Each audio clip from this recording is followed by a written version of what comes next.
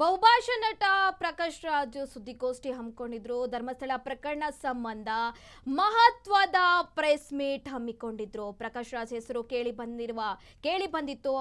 ಆರೋಪಿ ಚಿನ್ನಯ್ಯ ಆರೋಪ ಮಾಡಿತು. ತಮ್ಮ ಮೇಲಿನ ಆರೋಪಗಳಿಗೆ ಪ್ರಕಾಶ್ ರಾಜ್ ಇಲ್ಲಿ ಸ್ಪಷ್ಟನೆ ಕೊಟ್ಟಿದ್ದಾರೆ. ತನಿಖಾ ವರದಿ ಬಹಿರಂಗಪಡಿಸುವಂತೆ ಚಿನ್ನಯ್ಯ ಮನವಿ ಮಾಡಿದ್ರು. ಹೈಕೋರ್ಟ್ಗೆ ಅರ್ಜಿ ಸಲ್ಲಿಕೆ ಮಾಡಿದ್ರು ಆರೋಪಿ ಚಿನ್ನಯ್ಯ. ಈ ಸಂಬಂಧ ಪ್ರಕಾಶ್ ರಾಜ್ ಇವತ್ತು ಸುದ್ದಿಗೋಷ್ಠಿ ಹಮ್ಮಿಕೊಂಡಿದ್ರು. ಹೋದೆ ಏನ್ ಸ್ವಾಮಿ ಎಲ್ಲಿದೆ ಹೇಳಿ, ಮಾಡಿ ತೋರಿಸಿ, ಮನಿ ಟ್ರಯಲ್ ತೋರಿಸಿ, ಏನು ಇಲ್ವಲ್ಲ. ಅಲ್ಲ ಕಂಪ್ಲೇಂಟ್ ಕೊಟ್ಟಿದ್ರೆ ಕರೆದಿದ್ವಿ, ಸರಿ ಕರೆದಿದ್ದಾರೆ ಅಂದ್ರೆ 100 ಕೋಟಿ 150 ಕೋಟಿ ಈಗ 200 ಕೋಟಿ. ನನಗೆ ಅಭ್ಯಾಸ ಆಗ್ಬಿಡ್ತದೆ. ನೆಕ್ಸ್ಟ್ ಟೈಮ್ ನಾವು 500-600 ಕೋಟಿ ಮಾಡಿ ಅಂತ ಅಷ್ಟಾಗ್ತದೆ ಅಲ್ವಾ. ಸೊ ನಾವು ದೇಶದಲ್ಲಿ ನಾವು ಪ್ರಜೆಗಳು ಪ್ರಶ್ನೆ ಕೇಳ್ತಾನೆ ಇರ್ಬೇಕು. ಯಾಕಂದ್ರೆ ನಮ್ಮ ಸರ್ಕಾರ, ನಮ್ಮ ಹಣ, ನಮ್ಮ ಮಕ್ಕಳಿಗೆ ಅನ್ಯಾಯ ಆಗ್ತಾ ಇದೆ ಅಂದಾಗ ಆ ಕೇಳೋರ್ನು ನೀವು ಹಿಂಗ್ ತಿರ್ಕೊಂಡು ಅದರಿಂದ ರಾಜಕೀಯ ದುರುದ್ದೇಶ ಇದೆ. ನಾನು MLA ಆಗ್ಬೇಕಾಗಿಲ್ಲ, MP ಆಗ್ಬೇಕಾಗಿಲ್ಲ ಈ ದೇಶದಲ್ಲಿ. ಅಲ್ಲ, ಅದು ಅನುಭವಕ್ಕೆ ನಿಂತಿದ್ದೀನಿ. ಈಗ ಆಗ್ಬೇಕಾಗಿಲ್ಲ. ನಾನು ಸಮಾಜಕ್ಕೆ ನಾನು ಪ್ರತಿಸ್ಪಂದಿಸಬೇಕಾಗಿದೆ. ನಾವು ಎಲ್ಲರೂ ಪ್ರತಿಸ್ಪಂದಿಸಬೇಕಾಗ್ತದೆ. ಏನೋ ಅನ್ಯಾಯ ನಡೆದು ನೋಡ್ಕೊಂಡು ಕೂತ್ಕೊಳ್ಳೋಕೆ ಆಗಲ್ಲ ನಾವು, ಅಲ್ವಾ. ಸೌಜನ್ಯ ಪ್ರಕರಣದ ಬಗ್ಗೆ ಬರ್ದಿದ್ದೀರಿ ನೀವೆಲ್ಲ. ನಮಗೆ ಬೇಕಾಗಿರೋದೇನೋ ಸೌಜನ್ಯ ಯಾಕೆ ಸತ್ಲು, ಇಷ್ಟೊಂದು ಜನ ಯಾಕೆ ಸತ್ರು, ಅದನ್ನ ಕೇಳ್ತಾ ಇದೀವಿ. ನಾನು ಕೇಳ್ತಾ ಇದ್ದೀನಿ, ನನ್ನನ್ನು ಈ ಮಾಧ್ಯಮದಲ್ಲಿ ಎಳ್ಕೊಂಡೋಗಿ ಹಂಗೆ ಸಿಗಿಸಿ ಇವನು ಓದಿಗೆ ಅಂದ್ರೆ ನೋಡಿ, ಅದಕ್ಕೆ ಆ ಪಾರ್ಟಿ ಹೆಸರು ಹೇಳಿದ್ ನಾನು. ನಿಮಗೆ ಪಾರ್ಟಿ ಒಂದು ಪಾರ್ಟಿ ಅಷ್ಟೇ. ನಿಮ್ಮನ್ನ ಪ್ರಶ್ನಿಸಿದ್ರೆ ಧರ್ಮನ ಪ್ರಶ್ನೆ ಮಾಡ್ದಂಗೆ ಅಲ್ಲ. ಈ ದೇಶದ ಪ್ರಧಾನಿಗಳಿದ್ದಾರೆ, ಅವರು ವಾರಣಾಸಿಯ ಪ್ರತಿನಿಧಿ. ಅವರ ಪಾರ್ಟಿಗೆ ಅವ್ರ ಮೆಜಾರಿಟಿ ಬಂದಿರೋದ್ರಿಂದ ಅವರು ಪ್ರಧಾನಮಂತ್ರಿ ಆಗಿದ್ದಾರೆ. ಆ ಪ್ರಧಾನಮಂತ್ರಿನ ಕೆಲವು ಪ್ರಶ್ನೆಗಳನ್ನು ನಾನು ಕೇಳಿದ್ರೆ ಅದು ಧರ್ಮವನ್ನು ಪ್ರಶ್ನಿಸಿದ್ದಲ್ಲ, ಅಲ್ವಾ. ನಾನು ಕೇಳಬೇಕು. ಡಿಮಾನಿಟೈಸಿಂಗ್ ಹರ್ಟ್ ಆಗ್ತಾ ಇದೆ, ಕೇಳಬೇಕು. ಅದನ್ನ ಈ ತಿರ್ಚೋರಿದಾರಲ್ಲ ಅವ್ರಿಗೂ ಉತ್ತರ ಕೊಡ್ತಾ ಇದು ನನ್ನ ಕ್ಲಾರಿಟಿ. ಈಗ ನೀವು ಏನೇ ಪ್ರಶ್ನೆ ಕೇಳಿದ್ರು ನಾನು ಉತ್ತರ ಕೊಡ್ಲಿಕ್ಕೆ ರೆಡಿ ಇದೆ. ಒಂದು ನಿಮಿಷ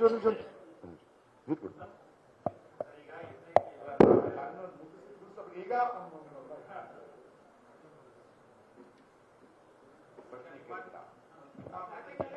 ಒಂದು ನಿಮಿಷ ಅವ್ರು ಕೇಳ್ತಾರೆ.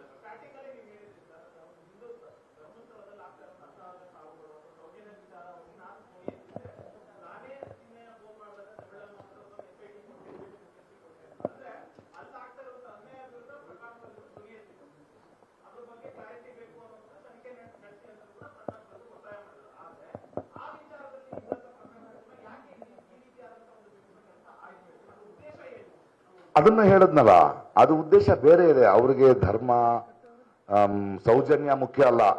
ಅದು ಒಂದು ಪಾರ್ಟಿ ಇದೆ. ಅವ್ರು ಇವನನ್ನ ಹಿಂದೂ ವಿರೋಧಿ ತರ ಕಟ್ಟಬೇಕು. ಧರ್ಮಸ್ಥಳದ ಬಗ್ಗೆ ಮಾತಾಡೋದು ಅವನು ಹಿಂದೂ ವಿರೋಧಿ. ಚಿನ್ನಯ್ಯ ಹೇಳಿಕೆ ಕೊಟ್ಟಿದ್ದಾನೆ, ಆದ್ರಿಂದ ಇವನು ಧರ್ಮಸ್ಥಳದ ಹಿಂದೂ ಧರ್ಮದ ಮೇಲೆ ಪಿತೂರಿ ಹೂಡಲು 200 ಕೋಟಿ ತಗೊಂಡಿದ್ದಾನೆ ಅಂತ ಬರೆಯೋದು. ಅದು ಕೋರ್ಟ್ ಪ್ರೂವ್ ಮಾಡ್ಬೇಕು. ಅದಿನ್ನೊಂದು ಪ್ರೂವ್ ಮಾಡ್ಬೇಕು. ಹಿಂಗ್ ಮಾಡ್ಬಿಡೋದು. ಅವ್ರಿಗೆ ನಾನು ಅಂದ್ರೆ ಹಿಂದೂ ವಿರೋಧಿ. ನಾನು ಹೇಳ್ತೀನಿ, ಹೆಂಗೆ ನಾನು ಹೆಂಡ್ತೀನಿ ಇಳಿಯೋದು, ಅವತ್ತು ಹೋಗ್ತಾಳೆ ಅಂತ ಹೇಳ್ತಾ ಇದ್ದೀನಿ ನಾನು. ಇವತ್ತು ನನ್ನ ತುಂಬಾ ಆತ್ಮೀಯಗಳು ಕಾಶಿಗೆ, ತಿರುಪತಿಗೆ, ಯಾವ ಅಯ್ಯಪ್ಪ ಮಾಲೆಗೆ ಎಲ್ಲೇ ಹೋಗಿ ನನಗೆ ಫೋನ್ ಮಾಡಿ ಯಾರು ಗೊತ್ತಿದ್ರೆ ಹೇಳೋ, ನನಗೆ ಪರ್ಮಿಷನ್ ನನ್ನೇ ಕೇಳ್ತಾರೆ, ಹೋಗಿ ಬನ್ನಿ ಅಂತೀನಿ. ತರ್ಕಬದ್ಧ ಅಲ್ಲ, ಊರ ಉತ್ತರ ಕೊಡ್ತದೆ ನೋಡಿ. ನನಗೆ ಏನಾಗುತ್ತೆ ಗೊತ್ತಾ ಗೆಳೆಯ ಏನಾಗುತ್ತೆ ಗೊತ್ತಾ, ಒಂದು ನಿಮಿಷ ಕೇಳಿ.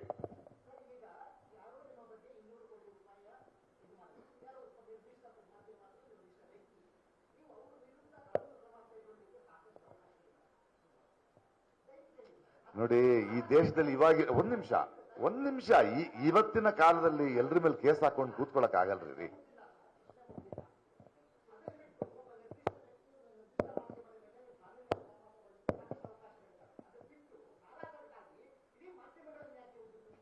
ಇಲ್ಲಿ ಮಾಧ್ಯಮನ ಮಾಡ್ಲೇ ಇಲ್ವಲ್ಲ. ಮಾಧ್ಯಮ ಮಿತ್ರರು ಬೇರೆ, ಮಾಡ್ಕೊಂಡವ್ರು ಬೇರೆ ಅಂತ ಹೇಳ್ತಿದ್ದೀನಿ. ಅವ್ರು ಬೇರೆ ರೀ. ನೆಕ್ಸ್ಟ್ ಪ್ರಶ್ನೆ ಪ್ಲೀಸ್.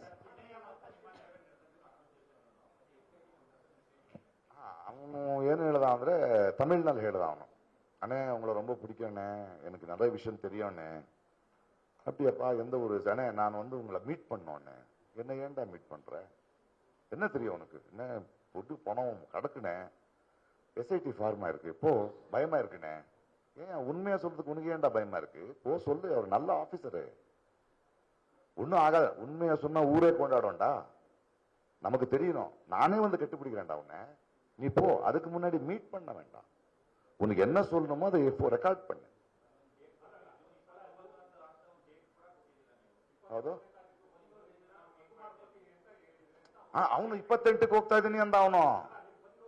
ಹೌದು, ಅವನು 29 ಅಂತ. ನಾನು ಏನ್ ಹೇಳಿದ್ರೆ ನಾನು ನಿಮ್ಗೆ ಹೇಳ್ತಾ ಇದ್ದೀನಿ. ಅವನು ಹೇಳಿದ್ದು ಹೇಳಿದಾನೆ. அப்படியாடா போய் பேசு. நீ சொல்றது உண்மையா இருந்தா ஊரே கொண்டாடும். ನಾನೇ ಒಂದು ಕಟ್ಟಿ பிடிக்கிறேன்டಾ. ಊರೇ ಒಪ್ಕೊಳ್ತೀನಿ. ನಿಜಾದ್ ಬಂದ್ರೆ ಕಾಯ್ತಾ ಇದ್ದಾರೆ ಜನ. ನಾನು ಬರ್ತೀನಪ್ಪ ನಿನ್ನ ಅಂದೆ. ಅವನು ಅದನ್ನೇ ಹೇಳಿದಾನೆ. ಅವನೇನು ಡೇಟ್ ಹೇಳಿದಾನೆ ಅಂತಾರೆ. ಅದೇನು ಅವನ ಡೇಟು ಅವನು ಎಷ್ಟು ಜನ ಊದಿದೆ ಅಂತ ಹೇಳಿದ್ದೆ ಸುಳ್ಳು, ಇದನ್ನು ಸುಳ್ಳು. ಬಟ್ ಅವ್ನು ಹೇಳಿದ್ ನಿಜ, ನಾನು ಮಾತಾಡಿದ್ ನಿಜ ಅಂತ ಹೇಳ್ತಾ ಇದ್ದೀನಿ ನಾನು ನಿಮಗೆ. ಅದನ್ನ ಇಮಿಡಿಯೇಟ್ ಆಗಿ ತಗೊಂಡೋಗಿ ಮೊಹಂತಿ ಅವರು ಕೊಟ್ಟಿದ್ದೀನಿ ಅಂತಾನೆ ಹೇಳ್ತಾ ಇದ್ದೀನಿ. ಅದು ಮೊಹಂತಿ ಅವ್ರ ಹತ್ರ ಇದೆ. ಅಲ್ಲ, ಬಿಟ್ಕೊಡಲ್ಲ. I am not suppose to have that evidence. I have been told not to have that evidence. It should not be with me. ನಾನು ಅದನ್ನ ಅವರಿಗೆ ಕೊಟ್ಟ ಮೇಲೆ ನೋಡಿ, ಅದು ಹೇಳ್ಬಾರ್ದಲ್ಲ. ನಾನು ಅವ್ರ ಕೆಲಸ ಅದು. It is Mohanty. ಈ ಇಸಟ್. ಒಂದ್ ನಿಮಿಷ, ಒಂದು ಉತ್ತರ ಕೊಡ್ತಾ ಇದ್ದೀನಿ. ಒಂದ್ ನಿಮಿಷ.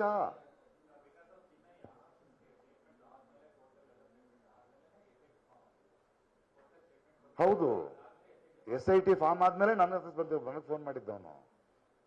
ಇಲ್ದಿದ್ರೆ ನನಗೆ SIT ಫಾರ್ಮ್ ಆಗಿದೆ ಹೆಂಗ್ ಗೊತ್ತಿತ್ತು? ಹೌದ್ರಿ, ಹೋಗ್ಬೇಕು ಅವನು. ಒಂದ್ 2-3 ದಿನದಲ್ಲಿ ಅಲ್ಲಿಗೆ ಅವ್ರ ಹತ್ರ. ಅದು ಹೋಗಕ್ ಮುಂಚೆ ನಾನು ಹೋಗ್ತಾ ಇದ್ದೀನಿ, ಧೈರ್ಯ ಇಲ್ಲ ನನಗೆ. ಇಲ್ಲಪ್ಪ, ಒಳ್ಳೆ ಆಫೀಸರ್ ಅವರು, ಹೋಗಿ ಹೇಳು ಅಂತೇಳಿ. ನೋಡಿ ಸರ್, ಅವ್ನು ಬರ್ತಾ ಇದ್ದಾರಂತೆ, ತಗೊಳ್ಳಿ. That is it. ರಿಕ್ವೆಸ್ಟ್ ಮನವಿ ಮಾಡಿದ್ರು.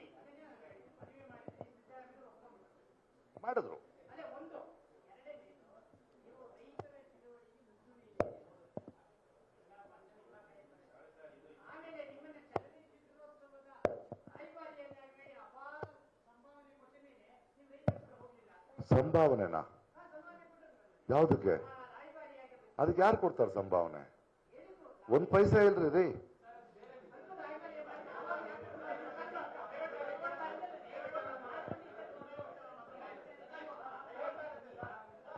ಇವಾಗ ರೈತರ ಸಮಸ್ಯೆ ಮಾತಾಡ್ಬೇಕಾ?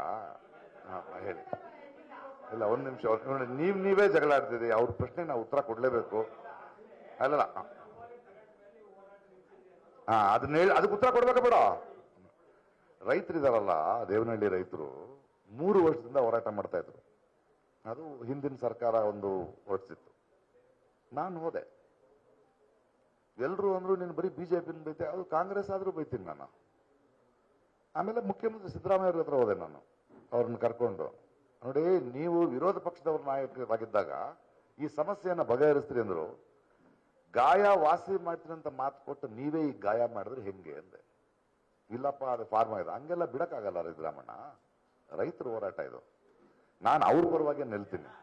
ನಾನು ಡೆಲ್ಲಿಗೆ ಹೋದೆ, ಪಾರ್ಲಿಮೆಂಟರಿ ಸಬ್ ಕಮಿಟಿನಲ್ಲಿ ಕುಂತ್ಕೊಂಡೆ, ರಾಹುಲ್ ಗಾಂಧಿಗೆ ಒತ್ತಾಯ ತಂದೆ, ಮೇಧಾ ಪಾಟ್ಕರ್ ಜೊತೆ ಕೂತ್ಕೊಂಡೆ.